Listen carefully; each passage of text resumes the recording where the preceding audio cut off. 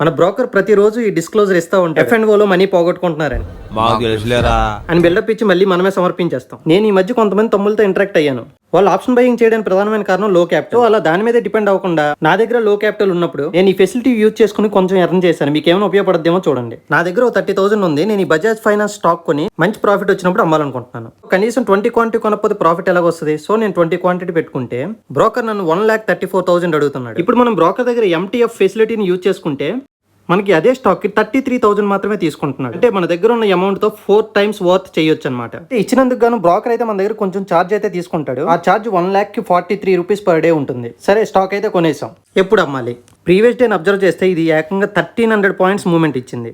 కానీ అన్ని వేళ అలా జరగదు కదా. 3 days లో ఒక 300 పాయింట్స్ కలెక్ట్ చేసుకున్నాం అనుకో. 20 quantity into 300 equal 6,000 profit. Charges interest అన్ని కలిపి ఒక 500 ఉంటాయి. అవి తీసేసినా మనం ప్రాఫిటబుల్ గానే ఉంటాం. సేమ్ డే బ్రోకర్ తో స్ప్లిట్ చేయాల్సి ఉంటుంది. 20% ఆఫ్ ద ఫండ్స్ మెయింటైన్ చేయాల్సి ఉంటుంది.